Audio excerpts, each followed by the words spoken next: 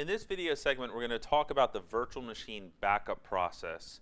So this would be specific to using the virtual server agent, but it really is, it's about how the VM backup process would work.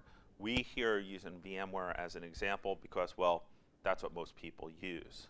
So we're going to go through this process. First of all, what we want to do originally, the very first thing to do, is we want to communicate with the hypervisor to locate the virtual machines. Now, in Commvault software, we set up subclients, and subclients have collection of virtual machines. So when the subclient backup runs, we get a list of those VMs, and we're going to hand them off. Now, the order and the number that we hand them off is determined by the data readers option, and that's going to be a recurrent theme in a couple of these video segments that we're going to talk. The data readers for the subclient is always the primary governor of the maximum number of virtual machines or virtual machine disks that we're going to protect at the same time. We're going to locate the VM on the ESX host. Again, we're using VMware as an example. The very first thing that we're going to do is we're going to quiesce the VM. Now, what does this mean? I'm going to use Windows as an example. Quiescing the VM is an OS level software snapshot using VSS. So we are going to communicate through VMware tools installed on the guest hypervisor, the guest virtual machine, and it's going to engage VSS on the disks. All this is going to do is kind of quiet the disk down. If there's any commit and write operations, it's going to finish that up, and it's going to kind of put the disk in a nice consistent state. Once that is done, we are then going to get that information back, and then the hypervisor is going to go and conduct the software snapshot. When the software snapshot occurs, basically the VMDK files are now in a frozen state. Any changes are getting put into the redo logs. We can now go ahead and back up these virtual machine disks in a consistent state. Also, any type of configuration data is going to go with it as well.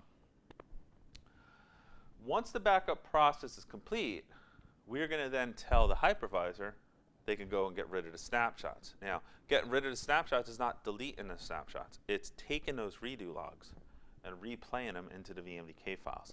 And this is where things start to get interesting. Because while these disks were in a quiescent state, all the changes were going into the redo logs. So this is where protected application data becomes an important part of the conversation. If you have a low I/O VM, say it's just a file system doing nothing at 2 o'clock in the morning, this is not going to be a big issue. But if you have a high transactional VM, particularly a database application, this is where this becomes a problem. To make matters worse, these problems might not occur immediately. And here's the example I like to use. We have a virtual machine that has a database application on it. It is a SQL database, and it's not a big deal. It's a larger database, maybe a couple hundred gigs. Maybe that's not too large in some organizations. And all we're using is the VSA, Virtual Server Agent, to back it up. We back it up every day at 9 o'clock at night. Nothing ever happens. It's not a big deal. See, the interesting thing about SQL as an example, and I'll throw Exchange and Oracle on Windows as well, is they are VSS-aware applications. So we went to this quiesce VM where we do this OS level quiesce. Well, the VSS will pass on the quiesce command to any VSS-aware application, SQL, Exchange, Oracle on Windows. This SQL database, it's not doing too much. It's not a big deal. And it actually quiesces. You have an application consistent point-in-time backup, not only of the OS, but of the application data as well. And this all goes through VMware tools. But the last Friday of the month, you're going to back this thing up at 9 o'clock at night. The DBA is also doing a dump of the database. Where? From here to here. What does that mean?